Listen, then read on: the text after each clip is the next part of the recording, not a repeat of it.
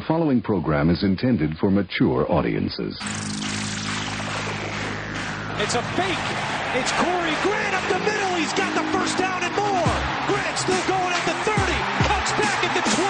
Grant at the 10. 5. Touchdown. You're listening to Basically a Sports Show. Follow us on Twitter at Basically Sports. Subscribe to our podcast on iTunes. And check out every episode of the show at basicallysports.tumblr.com. Now here's your hosts, Zach, Greg, Mike. And you're listening to Basically a Sports Show. The absolute worst. I just purchased my tickets for Star Wars opening night.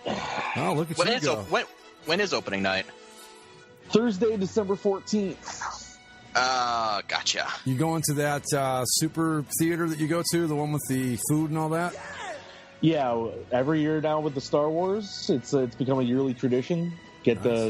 Because we don't want, really we don't want to fight, we don't want to get there 2 hours early and fight people for seats and all that sort of shit. Right. So we go to the theater with the reserved seats, and it has a recliner. You can get the food, and it's like, all right, this is all I want out of a movie-going experience, and I can just enjoy the film for all that it is. I'm going to be heading back home for the holidays, and my dad informed me that he got tickets for everyone for Star Wars, but he decided to get them for Christmas. So I'll be going 11 days. No. 11 days avoiding spoilers. That's going to be. Oh man. Oh, jeez, Mike. That's tough, dude. I got to stop letting my dad make these arrangements. Like next year, I gotta pop in and I gotta get ahead of the game and get him beforehand. Well, seriously though, with me, spoilers. I mean, yeah, I try to avoid them, but it doesn't really ruin it for me or anything. It's not that big a deal to me. Is it really that big a deal to you guys to hear something ahead of time? Is it? Actually, it's early, a few months ago. Mark Hamill and the director Ryan Johnson, they said the first trailer came out and they're like, "Hey, okay, everybody that's listening to me, don't watch any more of the trailers from here on out if you really don't want spoilers or you don't want your experience to be tainted, don't watch any of the other trailers or posters or any of that stuff." Really? I mean, so I said, well, Luke Skywalker said so I'm avoiding it. I haven't. I watched the second trailer without sound, and then when I went to go. I was trying to avoid it, and then it just came up on my timeline, and I got gripped in by the visuals, and I'm like, well, this looks really cool. I have no context for anything, but it looks sweet, so I'm still pumped. And then I went to Thor, and it's one of the trailers beforehand, so me and my girlfriend are just like, oh, shit. So we cover our eyes, and she tries to cover her ears. I had a handful of popcorn and Starburst in the other, so I couldn't, cover my ears, so I just sat there and listened to the trailer, so I still don't really have context as to what images line up with what sounds. And it's kind of a fun game, but I think I like not really knowing what's going to happen, so that I'm not like, oh, well, yeah, I totally thought that this was going to happen to this. And it's like, okay, now I don't have to I'm not doing any guessing games. I'm not filling in blanks. I'm not ultimately spoiling it for myself, because if I see this stuff, I'm going to start thinking about it, and I don't want to tinge my experience of it. I didn't go see Force Awakens for a while. I mean, probably a week after it came out, and I had no trouble avoiding the spoilers. You just got to kind of put the effort in. But every once in a while, though, you accidentally click somewhere, and bam, there it is. Well, I'm going to be avoiding the Star Wars thread for. Well, plus you'll be in Canada. You guys don't have the internet up there or anything, so you don't need to worry about it, right? How did we do this show? I'm kidding. Landlines. Mike would bang stuff out on a microphone on his table and Morse code. No, I that sucks that you got to wait that long. I'm fortunate in the fact that I live in a small town, so the first probably 2 nights will be packed, and after that you'll be able to go in anytime you want, and there'll be maybe 10 people in the whole theater. That's how it was for Force Awakens. It was great. So I'm not too worried about it. But Have you heard what? I might try to sneak it. I might just say screw it and sneak in, find an earlier showing to see, and then I'll just go do the family thing as a family experience. Well, I saw Force Awakens 6 times. Yeah, so, I was going to say second viewing is no big deal. I will say this: what I've seen of it looks really good, really good, and visually looks stunning. And the thing that is also kind of nice is, obviously, Disney has a lot of faith in it because they're giving an entirely new trilogy to the director of this, the director and writer of The Last Jedi. So And it's going to be completely divorced from... Yep. Completely divorced from the Skywalker saga. I wonder how it'll be branded, though. Because it's not going to be these anthology films, and it's not going to be a Star Wars story, and it's not going to be episode number blank, I wouldn't think. Unless they do like a subtitle like Star Wars subtitle episode 1. Well, you Star Wars, the Bleep Blop Chronicles. Right. You could take this Last Jedi episode as the final installation in this timeline or this particular line of story from those ridiculous prequels right through New Hope and et cetera. And say, okay, this is where this particular chapter of the story ends, and we pick it up from here and go forward. I think that's probably what you'll see. I think, well, they're going to do, this is 8, and they're going to do 9. And I would think the reason that they're doing this is because they know they can't go right back into the episodic series. Because it was 15 years between 6 and 1, and it was 15 years between 3 and 7. So I would think that they want to, if they do go back to the Skywalker saga which, who knows, see how the next 2 episodes play out. But I don't think that I would be too beholden to the whole numbering thing anyway, because if you remember, well, you don't because you guys weren't there, but when Star Wars originally came out, it was just Star Wars. There was no episode 4 or New Hope, none of that shit. Right. That came later, so that's not even necessarily... And the original title for Star Wars Empire Strikes Back was originally going to be Star Wars 2. Was it? I didn't know that, but there was when none it was first announced, they called it Star Wars 2, and then it was only later that once they decided to make it Episode 5, The Empire Strikes Back, they went back and retroactively made the first one Episode 4. Yeah, because I remember seeing the first time I saw Episode 4, and I'm like, what the hell is this? It didn't make any sense, so it's anyway, it's going to be good. They have really saved it from those prequels, which is great. And, are we going to get more Rogue One separate kind of off to the side stories? Oh, that's great, because Rogue One was awesome. We're getting the Han Solo movie next year, which is just creatively titled, going to blow you away, Solo. Oh. I hear troubling things about that one, though, to be honest. I don't have a lot of faith in it either. I never like these, you go back with a character, and because you've got to write to what has happened to them up to this point, and that makes it very difficult, I think. Like, you can't... Well, yeah, and with Han Solo in particular, there's something to be said about Harrison Ford being Harrison Ford. Yeah.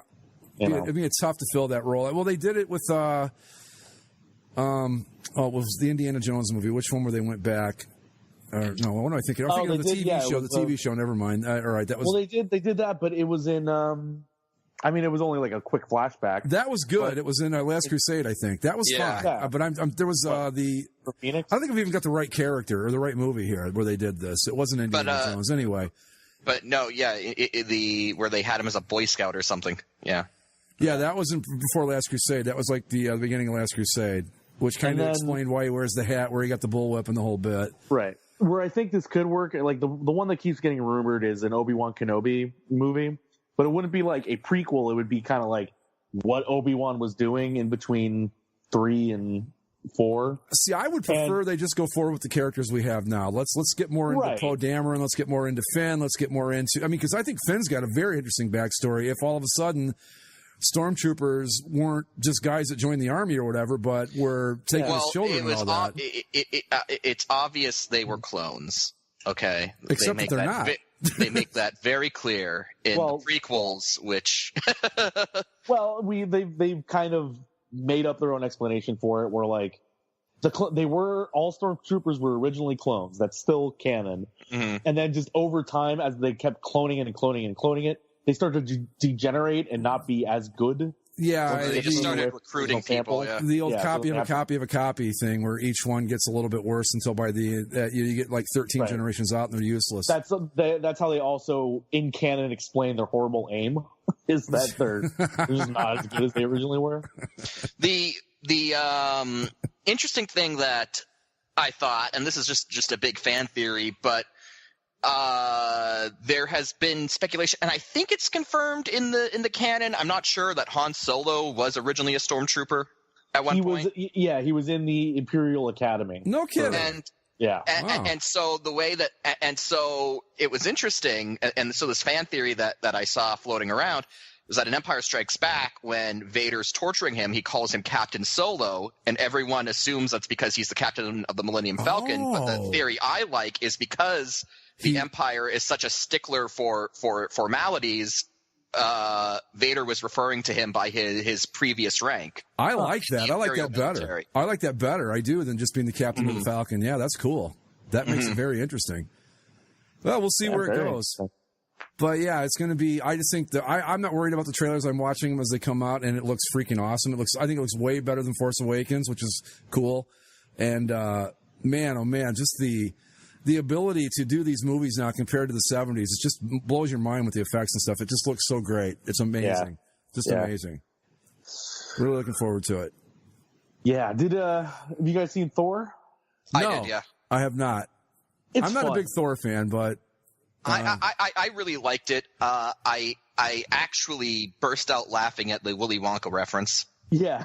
Like, that just came out of fucking nowhere, but it's so well done. Yeah. The whole thing's really funny. Like, you say that you're not big into Thor. I don't know many people that are, and this is kind of a big departure from the previous Thors. I don't think anyone's really into Thor. Yeah. I read his comics when I was a kid, but I like him better as part of the Avengers. I did see the first Thor movie, which I thought was okay. Yeah, I would see this because I think it beyond it being like there's stuff that's important to the rest of the Marvel universe.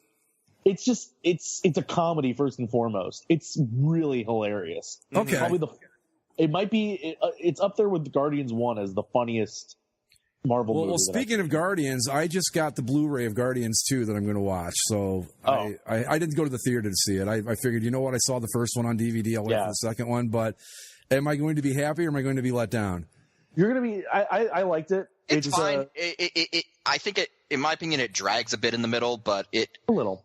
It starts strong and it ends strong. So I love the first one. Love the first one. I thought it was great. I think it's almost stronger with the characters because you know them a little bit better now, right? And so they get a little into that stuff.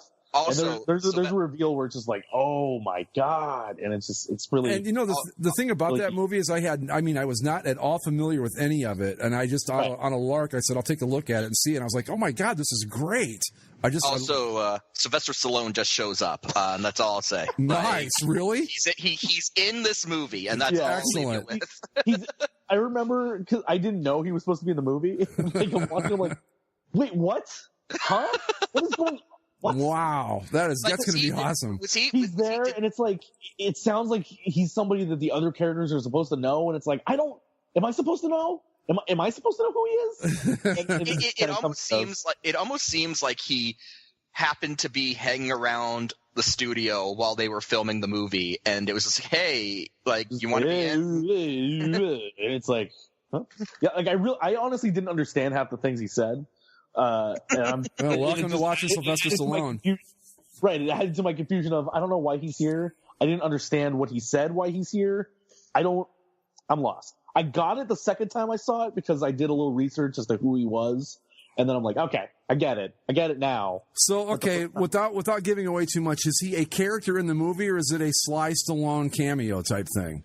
No, he is over the breadth of the comic books, there has been multiple iterations of the Guardians of the Galaxy. Right. And his character is actually part of the original Guardians of the Galaxy from comic books. Well, because so he's supposed to be. It was some deeper reference that real comic book people were supposed to know, but it's like I don't fucking know anything about the 70s Guardians of the Galaxy. Nobody knew about the 2010s Guardians of the Galaxy until the movies came out. Because in the movie, if I remember right, what's his name, Star-Lord, he's from Earth, and so I mean, a Sylvester Stallone reference would make perfect sense.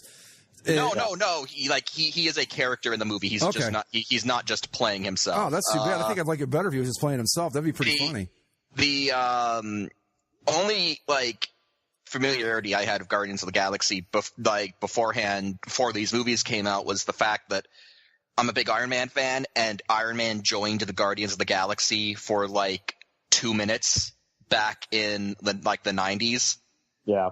And I guess it was an attempt by Marvel to be like, no, everyone can read this D-list title we have because Iron Man's in it now, and that didn't last very long. Speaking of one more superhero movie, what do you guys think about Justice League so far? Like with the trailers and stuff, I'm half hopeful for it. I got to be honest. I think it might be. I am cautiously optimistic. Yeah. Like there are things that I look at it, it's like, okay, I like it. It just needs to be executed well. Yeah. And I really think the thing that's going to help it is Zack Snyder wasn't able to finish the movie because I think his wife died. Oh, that's or too something bad. like that. I mean, I think it was his wife or a kid or something. Anyway, he wasn't able to finish it. And normally it's not. I'm not obviously cheering for the tragedy that happened to him, but the good thing that came out of it was Joss Whedon is a good friend of Zack Snyder. Joss Whedon made the first Avengers movie and has done a lot of other great things with comic book properties. So he's come in and kind of punched up the script a little bit and did some reshoots to maybe kind of morph it into something that's a little bit more mainstream acceptable. Yeah. So I hope it's not a mess where you have the serious Zack Snyder crap and then you have the Joss Whedon stuff.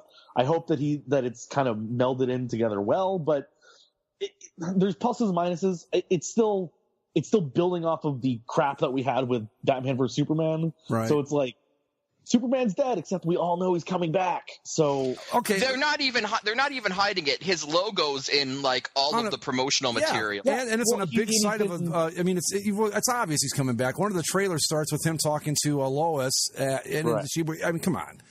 I'd be fine with him leaving him dead, to be honest. I really wouldn't care that much. They couldn't even leave him dead in the 90s the first time they killed him. He was back in like 2 months. Yeah. Well, that was because of the reaction, I think, more than anything. I really thought it wasn't the worst. And he came back with an extreme 90s haircut. It was hilarious. Oh yeah, and the black, the black uniform or whatever you call it. That's the rumor for this movie is that he's going to be in the black suit. I hope they give him the stupid 90s suit. I hope they do.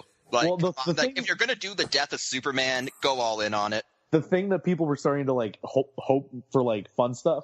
So when Superman, I guess Henry Cavill had to go back and do a lot of the reshoots, and he was in the middle of filming for another movie where he had to grow this big old mustache. Are we going to see Superman with a porn stash? No, they had to take it out digitally. Supposedly they're digitally editing out the mustache, but at the first people were like, well, he has the mustache and he's in the Superman suit. Can we just leave it that way? Make it something weird? Like, just make it Superman came back from the dead and now he's just growing a mustache? Yeah. It'd be a better disguise than glasses and putting his hair down. Just make the mustache the reason that he comes back to life. It's some sort of mysterious alien mustache and leave it at that. I mean, come on, how much worse could it be? I don't know. I'm still getting used to biker Aquaman. I'm used to the Aquaman with blonde hair and the orange. You know what I mean? From when I was a kid. You're not looking forward to Khal Drogo Aquaman? Come on. I think he looks pretty cool, but it's like, okay, this is not the Aquaman I know, but okay, we'll go with it. It's kind of been a recent reboot or revamp in the comics to make Aquaman cool because everyone knew that Aquaman was lame. No, but okay, you're this sea king with a drinking problem and a hook for a hand, and it's like have either of you guys seen the movie Mean Girls? Yeah. No, Stop trying to make Aquaman happen, DC. Aquaman's not going to happen. Well, it was on remember Entourage, the TV show where but that was the joke, right? Right. That was part of the joke, like they're making an Aquaman movie. Yeah, well, they're actually, depending on how this goes. When I was 7, I loved Aquaman because I loved any superhero that was on a cartoon on Saturdays or whatever day of the week. That was perfect. Yeah. And then as I got older, I'm like, this dude's lame. I mean, what the fuck? He has to stand on the beach because he can't. I mean, I can't remember if he was able to come out of the water or not. I don't think he was. He is, but he's able to come out of the water, but he doesn't have any powers on land. So he's pretty much limited to sea-based crime. Right. So, like, when there's a big battle going on, he has to kind of just stand over in the water and the beach and kind of wave and cheer everybody on. Aquaman has no jurisdiction within the jurisdictional waters of the United States. He only operates in international waters. Yeah. Then they had Aqua Boy and the cartoon I used to watch. This is man. The only things I know about Aquaman are that he's the king of Atlantis and that his arch nemesis is like Black Manta or something. That sounds right. And I only remember that from like the old Super Friends reruns that I used to watch. Yeah. Like, Super Friends. Yeah. Right. Yeah, the Legion of Doom. Meanwhile, the giant Darth Vader helmet. Yeah, yeah. Oh, those cartoons were so. You think those were bad? You should have seen the ones that were on when I was a kid. It was like they took a day or two to draw these things and throw them together. They were so awful, but you hung on every word when you were 7. But Sure. but Aquaman can never be redeemed, in my opinion. Like, I know. it's I mean, impossible. It is impossible. Yeah, They're they're trying. trying I mean, really hard, and yeah. I respect the effort that they're going to put into this one particularly, but like, yeah. But just maybe now again, I have not seen enough of I haven't seen all I've seen of the trailers. But is it just me, or is Aquaman a little derivative of Thor? Like the Chris Hemsworth Thor with the kind of the. I mean, they're similar characters. They're similar characters. That's how it is across Marvel and DC, though. Captain America is Superman. Batman is Iron Man. Right, but what I'm saying is that this is almost a little too on the nose. It's like, okay, we got Thor, who's like a cool kind of, funny. Flash and Quicksilver, I don't know. There's only so many real, archetypes, I guess you could draw from. No, but I'm not. I'm talking more like not the archetype so much, but the actual we're gonna this is literally. I mean, I get the bigger picture stuff, but I mean we're going to take Aquaman and make him play him like Chris Hemsworth plays Thor. At the end of the day, they're both, kind of these mythical characters from these otherworldly kingdoms who have to. Yeah, except Thor's way cooler. Well, yeah. Is he though? I think so. I'd say Thor, at the end of the day, has more going for him than Aquaman. But I'm talking about is different than Lord of Fish. No kidding. I'm talking about Marvel movie universe Thor, not necessarily the one from the 1972 comic strip, because that one was kind of lame. They're similar, but Thor has been pretty hilarious in Marvel comics recently. That's what I mean with the Aquaman thing, is that it not necessarily, the similarities between the two characters overall. I mean, recently, Thor's hilarious, and they're trying to make Aquaman kind of like that version of Thor in the Justice League. Does that make sense? Yeah, kind of. It's very similar lines that you can draw between the movie franchises. It's in these team movies, everybody has their role to fill. Where Batman's the leader, Wonder Woman's the strong warrior. Then you have flip it to Captain America, Iron Man, Captain America and Superman are the really idealistic ones. So yeah, they're kind of like the mystical outsiders that have this irreverent take on things. That's the role that they're filling. Well, really, the last thing you need to do is throw a leather vest on him and give him a Harley, and he's basically biker Aquaman. The tattoos, the whole bit, the hair, the whole thing. Well, no, he'd have to ride a Sea-Doo, wouldn't he? Yeah, but that's going to lose the whole effect. Harley doesn't do boats, man. They should make him like he's a biker when he's on land. And didn't Aquaman actually have a jet ski in one of those old cartoons? I don't remember. But he would send out he swim fast too. Wouldn't that be? Yeah, I thought he used to catch rides in whales and dolphins and stuff, if I remember right. If he needed to go somewhere quick, he would call in a whale, and the whale would take off and drag him wherever he needed to go. Yeah, boom, boom, boom, boom, boom, boom, boom. It's a little. Some superhero, right? Aha! I found it. Aquaman had a jet ski at one point. Get out! It even had a giant A on the side. Nice. Here, I'm sharing it. This is amazing. Get out of here! Come on, what's the point of why even have him at this point? Oh my God, there it is. Well, what's the point? Now he's just a dude that lives underwater, right? And the same image search also pulled up lists. Of course, that I remember riding the seahorse. That's what I was talking about. Giant purple seahorse. Right. You can't make, oh my God. That's what I was referring to when I said he'd catch a ride on a whale or something. That's what I was talking about. They just keep coming. Look at that. You can't make Aquaman cool.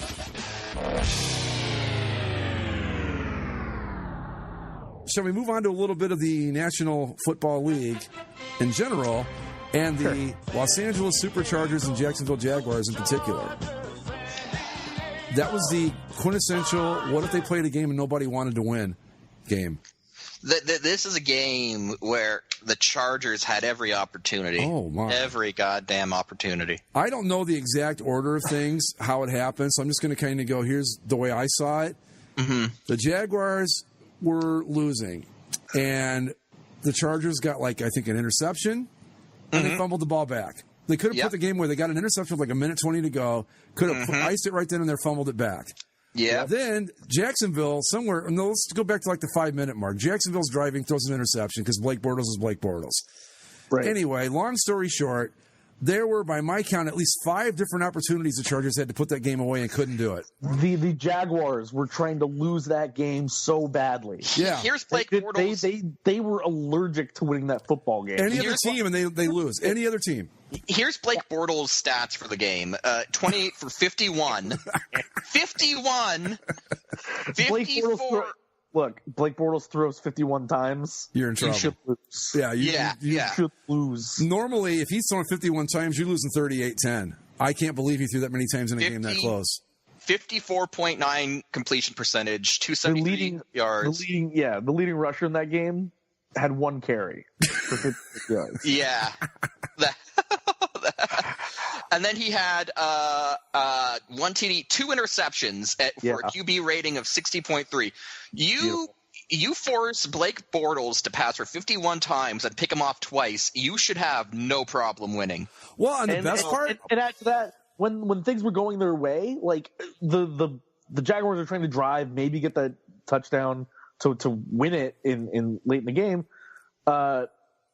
there's a penalty called on the Chargers, or maybe it wasn't called. And then to celebrate the penalty, the Jacksonville receiver did a little dance. Right. Got a unsportsmanlike conduct penalty. Then when we go into the overtime and Phillip Rivers throws the interception, the Jaguar that gets it doesn't – he had the opportunity to dive in the end zone and instead decided, I want to run into Phillip Rivers instead and get knocked out of bounds. Mm-hmm. And then they celebrated that, got an unsportsmanlike conduct penalty, got sent back 15 yards. Like, you were on the one. They were trying so hard to give that game to the Chargers. Okay, something else, too, from this game. The Jags had 20 points. 7 of those came on a fake punt for a touchdown, which was probably the best play of the game by either team. I watched the end of this. I mean, every time I go, because I wanted Jacksonville to win, no offense, Mike, but I want the Jaguars to win that division, or the Titans. And I go, okay, that's it. Chargers have got it wrapped up. And then it would be like, you've got to be kidding me, because they got the interception with, like a minute 20 to go, and they fumbled it back.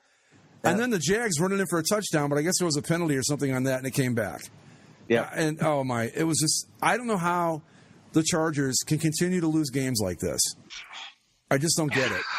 Look, I get losing. I get that you're not good and you lose a lot, but I don't even know the number at this point of how many times they've lost games they should have won on boneheaded stuff like this. It's just beyond comprehension. My nickname for them of the Los Angeles Football Clippers, in terms of their standing in the city and everything else, it's no more apropos than when they do shit like this. It's like, I really think that the only way to fix the Chargers at this point is to just burn the whole thing down. And start over, because they're not as woeful as the Browns are in terms of winning games, but in terms of just like futility, the Chargers franchise is up there. Look. The Maple Leafs struggles through the years. Their history post 1967 is well documented, and as a Leafs fan, it's hard to deal with. But I don't think any team has caused me like as much excruciating disappointment as the San Diego / Los Angeles / Costa Mesa Chargers, because this team, oh my God! I'm just saying. And the best part was, the Leafs will sometimes make the playoffs and will sometimes have good showings in the playoffs, but this team, even when they do get to the playoffs, they'll lose on like a last-second field goal miss or something stupid. And in seasons like this, they don't even wait to the playoffs to start, losing stupidly. So I don't even know. This is pure frustration. The cherry on top of this thing too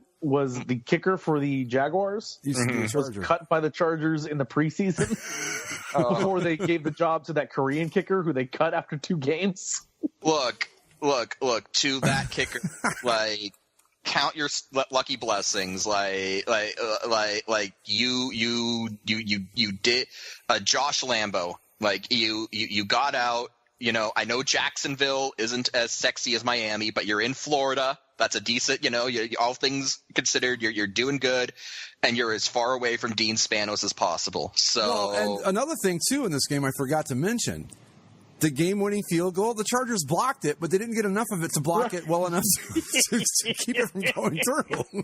Like I was saying, neither team really wanted to win that game all that much. Like, this is the equivalent of, like, the Sharks playing the Blues in the playoffs, and Game 7 goes to 5 OTs, and it only ends after someone accidentally puts the puck in their own net. Like, I've never seen a team, because the Chargers, I think this is 3 seasons now where they've lost games where you just look at it and go, oh my God. It's 3 seasons now where you look at the standings and go, we'd be in pretty good shape if we didn't piss away games that we should have won. Well, like they had the was it last year, I think, the field goal where they dropped it. They would have won the game and they dropped it, like the snap was bad or something. I mean, they've had so many games like that, and there's the Browns who are just horrible, and you don't expect anything. And you get the Chargers, you go, they're competitive. They're actually in these games, but they just keep finding these incredible ways to lose. And then you see yesterday where the Jaguars are like, no, here, really, we don't want it. You take it 4 or 5 different times,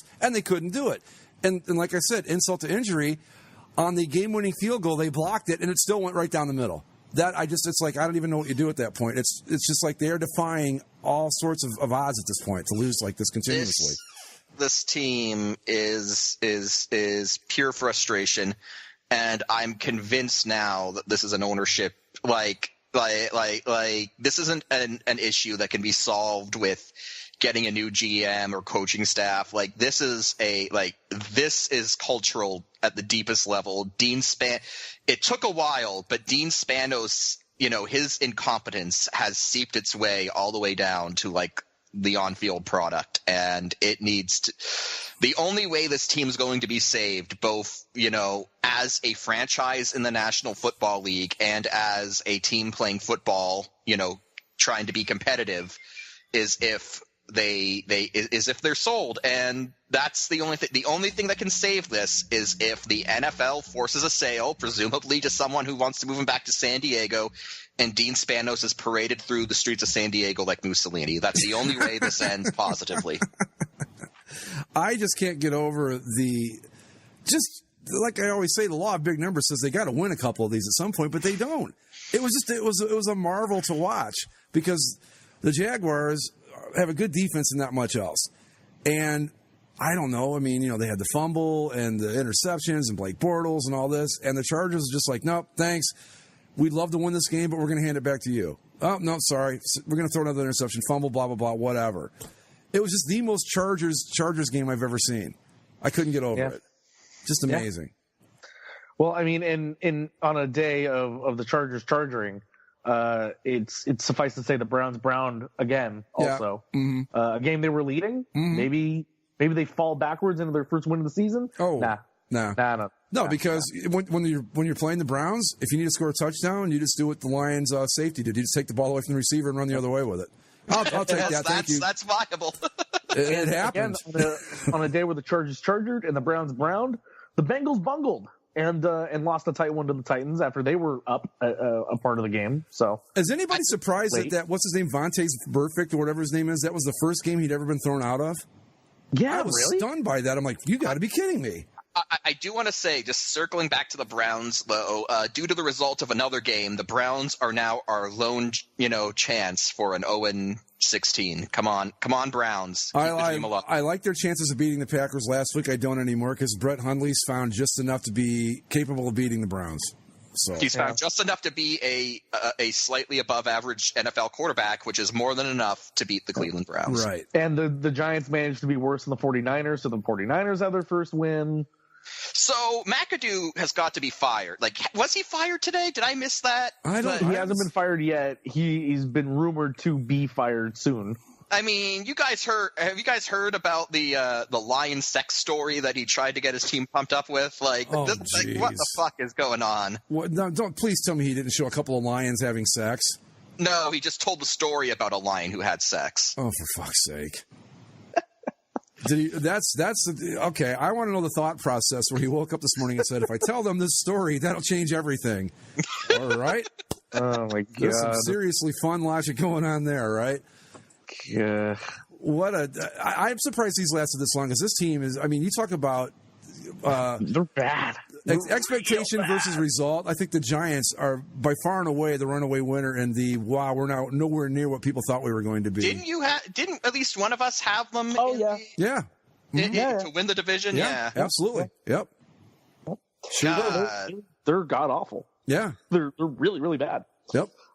Well, I mean, your Rams are continuing to just pile on points. Well, speaking of the Giants, I wanted to say I saw Eli Manning. There was a play he made yesterday. I went, what the hell did he just try to do? I don't know if you guys saw it. It's probably in a highlight somewhere. It was a fumble.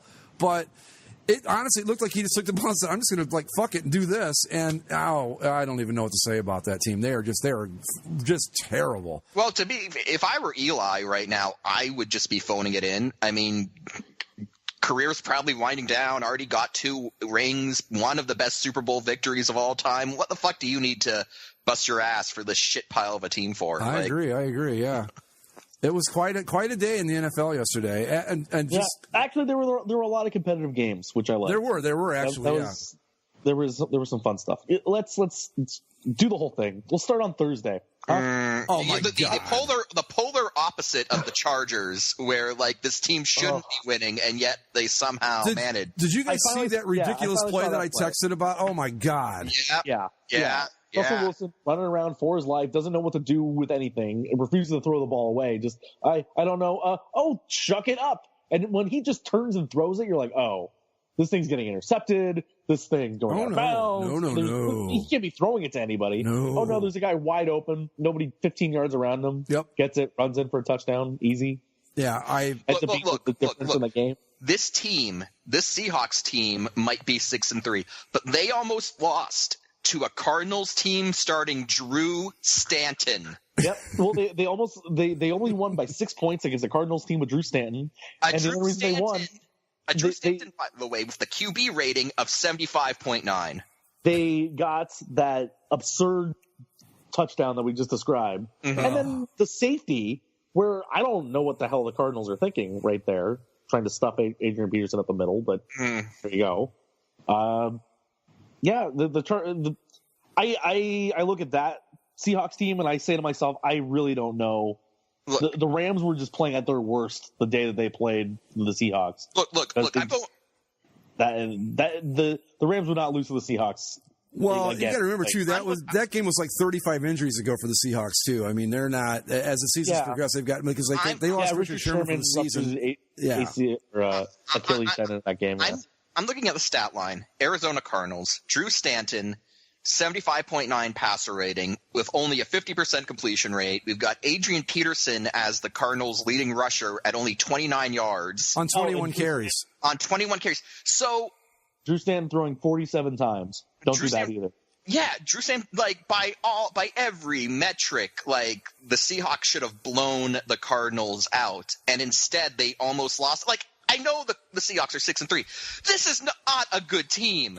I don't know how the 6 wins happened, but this is not a good team. Well, this is the result. You take a team like the Chargers where everything goes against them. This is what happens when you're a team that everything goes your way. And that's the Seahawks. Because that play my God, I saw that play and I just went, another reason to I can't stand this guy.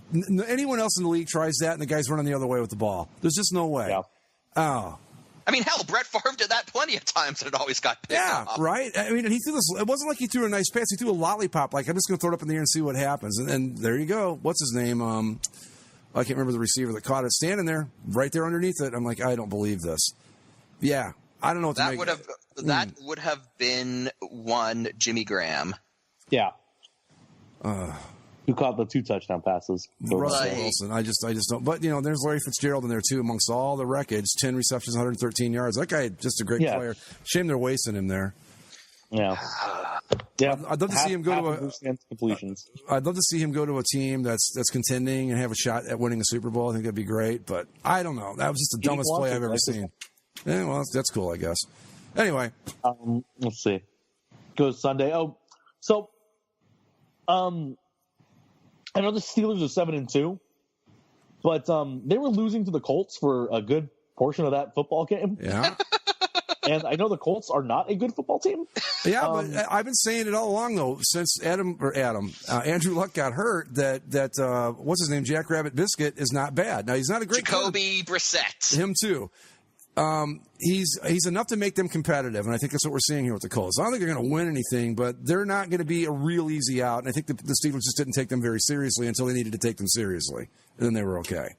But, yeah, they're 7-2, but... Steelers aren't 7. They're not 7-2 good. I don't know. I don't think so. I mean, they're winning the games, but yeah, they should have done a lot better against this Colts team. But I also think the Colts deserve a little more credit than we're giving them too, because Jacoby, what's his name, Jacoby Brissett is not bad, not good, but not bad. The Saints have won 7 in a row. Yeah, they look up good. on the Bills. Yeah, the Bills. Are we off the Bills? Finally? Yeah, Bills are done. Okay. Done with the Bills doing what the Bills do after, they raise you, they win a couple. I fell for it again. There we go. See, I was off, and you guys talked me back into it 2 weeks ago. You're like, no. And I'm like, okay, I'm going to go back on. But I was right. You can't do it. You can't trust those guys. God damn it, Buffalo. Like, why? But, and I should have known better because – like, I've got friends back home in Canada who are Bills fans, and when they were going on their little roll, I texted one of them. I'm like, hey, look at the Bills go. And he responded, they did this last year. It means nothing. Yeah. I think every year, basically a football show, we had the same exact conversation about the Bills every year. I want to point this out about the Bills. If the playoffs started today, they would be your 6th seed in the AFC. Oh, doesn't say a lot of good things about the AFC, does it? Here are the teams that are still hot garbage. But listen to this. One of these teams will probably end up being a playoff team this year. Okay. The Bills are 5-4. Dolphins are 4-4. They play Monday night tonight. The Ravens are 4-5. The Raiders are 4-5. The Jets are 4-6. Those are the teams that are within 2 games. So of, one of those teams will make the playoffs. Yeah, at least one. The Bills, Dolphins, Ravens, Raiders, or Jets. I think the Raiders, if I had to pick one, would be the team I would say has the best shot at it, just because. Oh, I'm so off the Raiders. So am I, but if you're looking at it from just basing on what they did last year, maybe, I don't know. And it'll probably be the Ravens or something uninspiring and stupid. Yeah, that's like I've been calling it all year. I've been saying they're not good, but they're good enough to make a wild card run. I think that's your team right there. Yeah, but good enough to make the wild card run in this year's AFC is nothing to be proud of. No. No, and you'll get the glory of playing the Kansas City Chiefs in the first round. So okay, you know what? I'm gonna put this out there right now. If the Ravens draw the Chiefs in a first round matchup, I like the Ravens' chances in that game. Oh yeah. The smart money is always against Andy Reid in the playoffs. Yep. He'll forget what time it is or something, or waste a timeout on something stupid. He needs to go. He needs to do something one of these times and forget to show up, and let's see what happens then. That would be nice. By the way, speaking of seedings, the Steelers are currently the number 1 seed in the AFC, and I think that's over the Patriots. Patriots are 7-2, but I guess the tiebreak is win percentage in conference games. Okay, so that won't stay that way. I would assume the Patriots will be number 1 at the end of it, because the Patriots seem to have righted that ship. Yeah, the Patriots are fine. Yeah, and by the way, and speaking of a team that's turned the corner back to bad, Broncos are bad. Mm-hmm. Well, you knew they were in trouble when Brock Osweiler was starting at quarterback for him last night. Yeah. I mean, I think at this point Tom Brady's just fucking with everyone. It's like, oh, that's right. I let you think that we were done. It's like, oh, just kidding. You mentioned Brett Hundley leading your Packers to his first win. It is the Bears, but they're 5-4. Well, let me throw this in there too, because I want to mention this with our old friend Andy. Uh-huh. Did you guys see John Fox challenge himself right out of a touchdown yesterday? And no. Oh okay. God, that is the biggest debearsing. Bears get a nice run, about a 22-yard run, and I forget who had the ball, but he dove at the end zone trying to get the ball over the pylon, and it looked like he stepped out of bounds. And instead of John Fox just going, let's just take what we've got here and move along, because the referees called it no touchdown, out of bounds at the 2, and he decides to challenge it.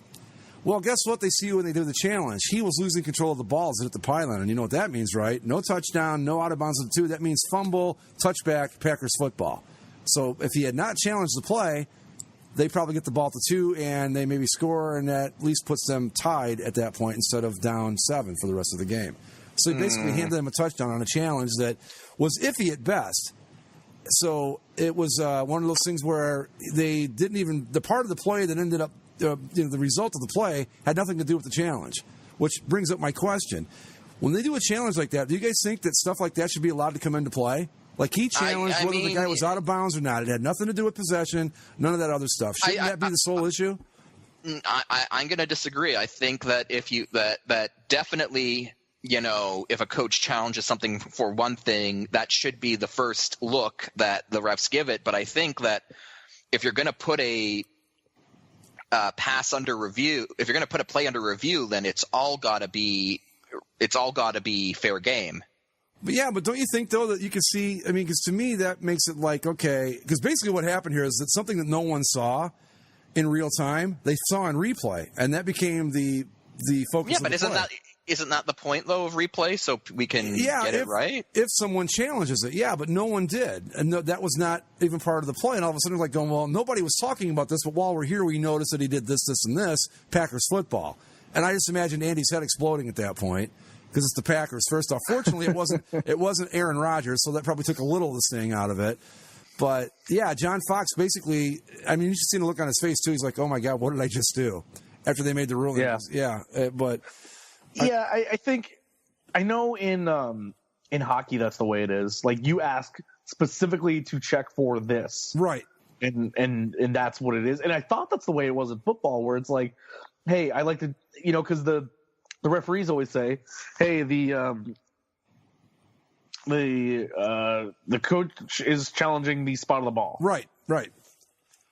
And it's like, okay, well, he's challenging to see where the ball landed, and it's like they're challenging possession, they're challenging this, they're right. And this challenge, I'll take that back though. And actually, now that I think about it, Fox was challenging that he didn't go out of bounds and he did in fact score a touchdown. So I'm wrong about that, but I still think the point remains that, like you said, in hockey, I don't know, like if you challenge a goal and you see a penalty happen over in the corner, they don't call the penalty because they didn't see it the first time, right? No. I mean, not that they call penalties based on replays, I don't think, anyway, but you know what I'm saying, though. But like in baseball, if there's a questionable play at the plate and you see in the background that the guy running around the bases missed third base, you don't go, he's safe at home, but he missed third, he's out. They don't do that. I don't know. But like I said, it was just basically to bring it up because I just can't. I would have loved to have heard Andy right in that moment. I just can't imagine the string of F-bombs that must have been going off at that point. But yeah, mean. My boy Brett Hundley, he didn't do much of anything, but they still won, so that's good, I guess. Yeah. Again, it's the Bears, and that's but I'm just saying, Packers 5-4. If they can stay above water, and Aaron Rodgers comes back healthy, you never know. But he's not, though. He broke his collarbone. I know, but that's the same thing he did a few years ago. Yeah, there's talk out there. But anyway, let's move along here. Who else can? We touched on it briefly, but we didn't get to really delve into it too far. The 7-2 Los Angeles Rams. Wow, that team's good, man. They were struggling early. The Texans defense was really giving it to them early. They were only up 7.5, but then halftime adjustments. I love this coaching staff so friggin' much. Rams come out, score 21 points in the third quarter. Offense looks great. Robert Woods, 171 yards. He got a 94-yard touchdown. Yep. When they get clicking, it's good. Like the Texans did what they had to do, and this game would have been much scarier if it weren't for Tom Savage being back there. If Deshaun Watson was playing this game, this would have been a huge scare because the Texans defense played real well. But the Rams just figured it out and got the offense working. And unfortunately for the Texans, the defense is going to be good, like I said, but Tom Savage just isn't going to be the guy to lead you to anything. We say it almost every week, but it bears repeating since you brought up the coaching staff. The problem was Jeff Fisher. Oh, clearly 100%. At this point. Look at the freaking 7-2 Vikings with Case Keenum behind center. Come on. Yeah. But I want to on this Rams team though, man. This is a game with Deshaun Watson's out, the Texans are on the road, their season's over, they know it. This is a game the Rams need to come out and do this in. And in the first half, you're going, this could be one of those, what the hell happened games. But they came out in the second half and put the hammer down. And I'm firmly on board with these guys. I think they're good. And I think we were wrong about Jared Goff. It's, Todd Gurley's starting to play. And you're getting production out of these receivers that you never would have expected to get it from. And it's awesome. And the defense is playing well, too. Was great. If Watson caught a touchdown. Yeah. Jared Goff, first Rams quarterback ever to have back-to-back games of over 300 yards, 3 touchdowns, and no interceptions. Wow. The Vikings win. They've won 5 in a row. They're 7-2 also. The Rams play the Vikings in Minnesota this week. And you know what would make me so fucking happy? If the Rams just kicked the snot out of Case Keenum. Oh, that would make that I would have nothing would make me happier about a football NFL Sunday than if the Rams could go kick the crap out of Case Keenum. Oh, God. Rams Vikings, big game this week. Who would have thunk it?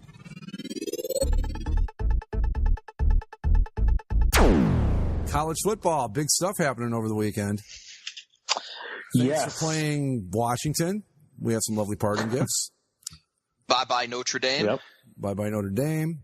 Georgia. Hello. Hello. Oh, so Georgia, what happened? I didn't catch anything about Georgia. Did they lose? Oh, your Auburn Tigers put an ass whipping on them. Oh, really? Yeah. Awesome. 40-17. The formerly number 1 Georgia Bulldogs. Well, that was always premature. Yeah. We'll see where they land tomorrow, but I would assume it would go similar to how the AP poll went, where they dropped to 7. Auburn moved up to 6. Miami, with their beatdown of Notre Dame, they move up to 2. Alabama's number 1. Oklahoma 3. Clemson's 4. Wisconsin 5. I think the AP is probably going to mirror the football playoff pretty well. Sounds about right. Yeah. I feel bad because I wrote off Auburn entirely against Georgia. Sure. And so I think we all did. And so, I didn't even watch that game. I didn't even seek it out. I was like, beat them. They put a curb really beat them, man. They just pounded the shit out of them. Although the fact that it happened does make recent CCSLC happening so much more sweeter. War Eagle. Yeah, so I think this effectively kills the dream of 2 teams from one conference. Yeah. This effectively kills the SEC Bowl. Yeah. Well, honestly, though, I've read a couple scenarios where it could still be in play. But were all of those authors coming out of Alabama or Georgia? No, actually, no. It was a few. But I think we're a long way from being done with this thing yet. I think it's still going to be. I'll tell you what, Auburn made things really, really interesting because now, they've got the Iron Bowl at home this year. They can throw a wrench into this whole thing, which would be great. Now that I'll be watching. Yeah, me too. It's like my favorite game of the year. Sorry, Ohio State, Michigan, but I got to go where the fun is. It's no fun kicking Michigan's ass every year, huh? Jim Harbaugh's not fun. Come on. It was fun for a while. Now it's like pulling the wings off a fly. But isn't it always fun to watch him throw a tantrum on the field? I suppose, but like I said, it's like pulling the wings off a fly. It's fun for a few minutes, and after that, it's just kind of being mean to the fly.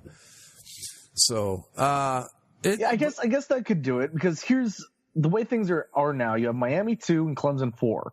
One of those teams is going to lose. Yep. And I don't think the loser is the one that gets to stick around for the 2 bids, 1 conference showdown.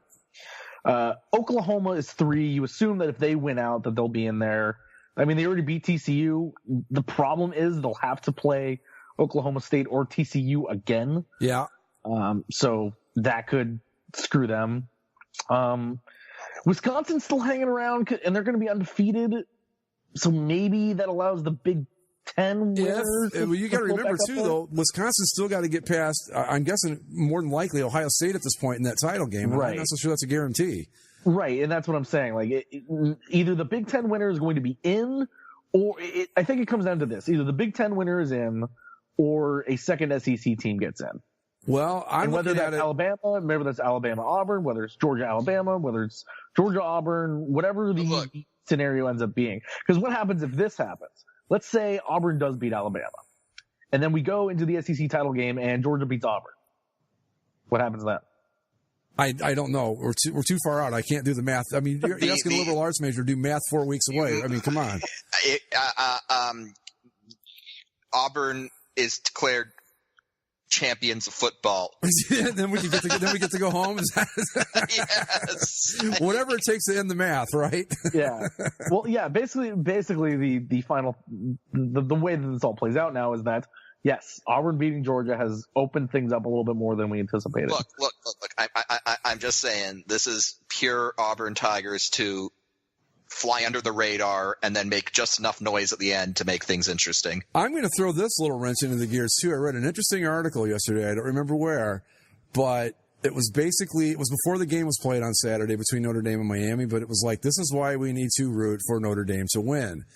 And it was all about this rating stuff. And I thought, we can think about this committee. It's a separate entity and all that. It's not influenced by any of this stuff. But I think we've seen that it might be a little bit because you had Ohio State slide in last year, even though they weren't a conference winner. You had them leapfrog 2 deserving teams in the first playoff because, let's be honest, they're Ohio State. And they had that nice win over Wisconsin in the title game. But I'm looking at it going, I don't know that we can guarantee anything at this point, and we can't say with certainty that Ohio State's out of it even with 2 losses. We can't say that Notre Dame is without question out of it with 2 losses at this point because I just don't know. But and Alabama too didn't look that impressive against Mississippi State. So yeah, they had to slip by them. Yeah, Georgia, they've got that. I forget what they call the game, but they played Georgia Tech in the last game of the year. Yeah, and I don't know right. Georgia Tech. I don't know what they are this year, if they're any good or not. They have 6 votes in the AP poll. No, do they? But so that's it. But anyway, I don't know what their record is. Oh, they're 5-4. Okay, probably not this year. Yeah, but this thing could get very interesting, and I think it will. But was anybody else surprised by the beatdown Miami put on Notre Dame? I was, yeah. I actually watched a bit of this game. I was flipping between this game and the Leafs Saturday night game. Where they put the beat down on Boston. So that's double bonus. At first when you see the score, you're like, whoa. And then you think about it, it's like, well, did I really think Notre Dame was that good? That wasn't it for me. I didn't think Miami was this good. I mean, yeah, I thought they could beat Notre Dame, but I didn't think they were this much better than Notre Dame, is what I'm saying. Yeah. I think the thing that's really strange to me, I get numbers wise why I guess Miami jumps up to number 2 in the AP. But for somebody gave them, 4 people gave them first place votes. That's the thing. I think that Miami right now is, 3 players better than UCF. That's not a knock on Miami or UCF. I'm just saying that I don't know that Miami is at this level. That's what I'm saying. But given the way the rankings were going into this week, you've got to put them in the top 4. Absolutely. Oh yeah, absolutely. I have no qualms about that. It's just. I'm just not sold on them. I think it's great. Yeah, I think the rankings are a little flawed. Yeah, I'm going to say that I think Miami gets in over Clemson at the end of all of this. Well, it depends on what happens in the ACC title game. Yeah. Hold on a second. I want to do my rankings thing here that I do with this kind of stuff. Let me see here. Okay, let's assume for a second. All right, that the AP Top 25 is the way it's going to play out tomorrow. Let's go down to number 10. We'll start at Oklahoma State. Okay. Yeah. Can Oklahoma State beat Notre Dame? Are they better? Is Notre Dame better than Oklahoma State? I think so. Only because Notre Dame might be able to play a lick of defense. Right. Okay. So in theory. All right. So Notre Dame. All right. Is Notre Dame better than Ohio State? I don't think so. All right. So they don't skip Ohio State. Yeah. Who would you like in Ohio State versus Georgia? Georgia? Yeah, I got to go with Georgia on that one too. Same with Auburn. Ohio State can beat Wisconsin. I think all right, Clemson. So Ohio State's about where they need to be right now. Move up to Georgia. Can they beat Auburn? Well, apparently not because they didn't. Right, yeah. Can Georgia beat? Pretty clear cut. You got Georgia, Wisconsin. Who do you like it in that one? I like Georgia. Georgia, yeah. Georgia, Clemson. It'd be a good game, I think. Well, Clemson beat Auburn earlier in the year, didn't they? I don't know. I believe they did. We're talking Georgia right now, though. Georgia, Clemson. Who do you like? Right. Auburn. Okay, so Auburn, Wisconsin. I think we all go with Auburn in that one. Yeah. Auburn, Clemson. Clemson already beat Auburn. So okay. So really, I'm thinking Wisconsin's up there too high, and the rest of it, Wisconsin's too high. I think Oklahoma's probably too high, but you got to put them up there because of. Well, let's go through Oklahoma for a second. Okay, so Oklahoma, Miami. Who you like in that one? Oklahoma. I think an Oklahoma in that one too. Yeah. Clemson, Miami. They haven't played yet, and they will, so we'll get an answer on that. But I'd take Clemson in that game, I think. So I don't know. I'm going to go with Miami over Clemson in that game. Okay. When that happens. I think we all agree that Wisconsin at 5 is probably a little too high, right? But they're 10-0. Yeah. They're one of 2 10-0 teams. So but isn't this thing supposed to be about getting the 4 best teams, though, not necessarily the teams with the best records? Yeah, but it's the 4 best teams, but I think you could also that hit certain boxes. Yeah, that check certain boxes. I agree. Yeah, the 4 most deserving teams is probably another way to put it.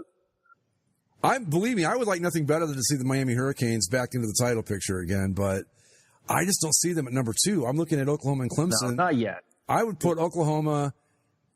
I'd probably go Clemson. I'd probably go Clemson 2, Oklahoma 3.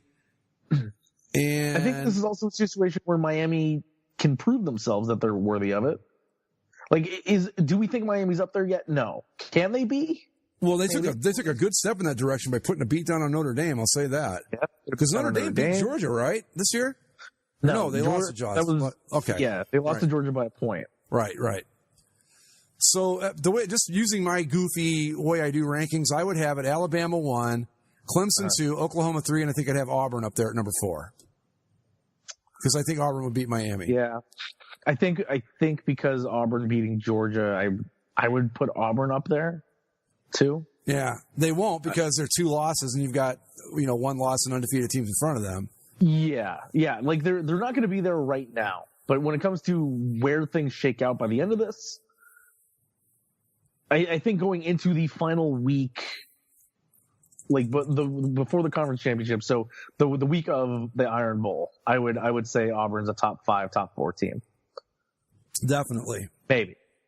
I think Ohio State's going to stay right where they're at because the committee's just not sold on this team. You can tell by the way they've ranked them so far. Yeah. No, I agree with that. It's going to, everybody's like, oh, Ohio State's not out of this yet. And technically they're not. A little bit of chaos happens. They can get right back in it. Yeah. People have been trying to talk USC as a team that could jump up there now too. And it's like, because of all the teams that USC has to play keep losing.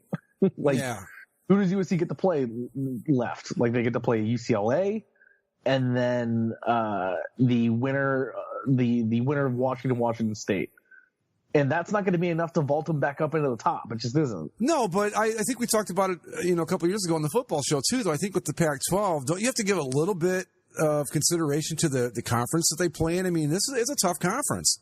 It is. You got Utah's. I mean, you got especially now with Washington State back in the picture. Stanford's always good. Cal can bounce in and out, but Utah is always a tough out. Arizona's playing well this year. Arizona State can be good. I don't think that they're fair to the Pac-12 in this respect. No, and USC's. But here's the USC's 2 losses. They had a tight one on the road on a Friday night against Washington State, with a bunch of injured linemen and stuff. Right. So maybe that's the one that you can say is a little iffy. But the other loss is a complete dismantling by Notre Dame. True. So I think USC's fine where they are. And basically this is to say that some people want to be optimistic and say that the Pac-12 can get it, but I think the Pac-12 is, unfortunately, the Pac-12 is relegated to the status of what we think of the Big 12 is what the rest of the country thinks about the Pac-12. Yeah. It's just, I think if there was ever a time to do my 16 playoff with the, the conference champions and 2 at large, this is it. Because I just don't think it's fair that 2 losses are going to take teams that I think are better than the teams in front of them out of this thing just because they have 2 losses. They don't do that. They don't do that in the NFL. I mean, if the Ravens go 9-7, and that's good enough to get in the playoffs, they're in the playoffs. I agree. I think the problem though with that is the number. You can't do 6. You can't do 8. You can't give 8. Yeah, you can't do bye weeks. It's just so you do the 5 power conferences, right, and 3 at large. 3 at larges. Yeah, so 5 power conferences, the best team of the non-power conferences, and then 2 more at-larges. Well, see, the way I always had it set up was you had the conference, the 5 highest ranked conference champions, regardless of what conference. If UCF is ranked higher as conference champion than USC is, and that's the way it goes. And then you have 3 at-larges, and you do it like that. But if we did it my way, okay, let's just assume for a second that Alabama wins the SEC, so they're 1. I'm going to give the ACC to Clemson, they're 2. I'm going to give the Big 12 to Oklahoma, that's 3. I'm going to give the Big 10 to Ohio State, there's 4. And who would my 5th conference champion be? Oh, USC. USC. 5, there's the Pac-12, all right? Unless you want to count Notre Dame in there, but okay, then that would mean that Notre Dame's an eternal at-large team. That's okay. Well, no, that's their own fault, right? Yeah, that's their own fault. Okay, now you've got 3 at-larges. Okay, I'm going to give undefeated UCF one of those at-larges. If they roll out the rest of the way and go undefeated and win the All-American Super Conference or whatever it's called that they're in, then they're in. We love America Conference. That one, yeah. Okay, and then you got to look at who's the rest? I think Auburn might deserve a nod there as an at-large. Yeah, Auburn or Miami would be your at-larges, probably. Miami, yeah, or both of them. So let's go Auburn and Miami. So I think that's a pretty damn good playoff right there. Yeah, Notre Dame would bitch about it, but I'll give Notre Dame a nod there. All right, we'll put them in over. I can't put them in over anybody. Would you put them in? Yeah, because they beat USC. Yeah, okay, so I'd go. Yeah, no, because USC is a highly ranked conference champ, so can't do it. Right. They got to get in. The bottom line when it comes down to trying to talk about any sort of playoff format, whether it's the one we have or whether it's the ones we want, someone is always going to have a complaint about it. Absolutely. It's just the way it is. Because of the structure of college football, someone will always have a complaint. Yep. It's just about minimizing those complaints. I think that an argument between team number 8 and team number 9 in my version is not as big an argument as say team number 4 versus team number 5 in the current setup. But if you go to 16 teams and teams 16 and 17, I believe you get down to 17 through 20. I don't know how you tell the difference, honestly. If you're talking about you're going to do a 16-team tournament. I mean, is Washington really better than Stanford? I don't think so. Or LSU, you know what I'm saying? There's always going to be a debate, but I think that we talked about it when it first started. I think you've almost got to take it to 8 teams, and you've got to do the 5 conference champs and 3 at large. That's the only way. It's fair for everybody that way. It doesn't get too big, but it's big enough to include everybody that needs to be included, but not so big that you water it down. I think it's perfect. And you're raking in more money, and they like the money. So, but yeah, that's I think for the rankings tomorrow. You're probably looking at it exactly the way it's going to come out tomorrow with the committee. I don't know if I see Miami at 2. I think Miami's going to be 4, but they'll be in it. But they're going to be 4, and then it'll be Oklahoma, Clemson, and then Miami. But that's the way it's going to be. So yeah, I think that sounds fair. Yeah, fair enough. And then you have Wisconsin and Auburn as your first 2 teams out. Right. That seems fair. All right, folks, we're going to call it a night. You can follow us on Twitter at Basically Sports. You can subscribe to the show via iTunes, Stitcher, Spreaker, and YouTube, and you can find us on Facebook. We will see you next week. See you later.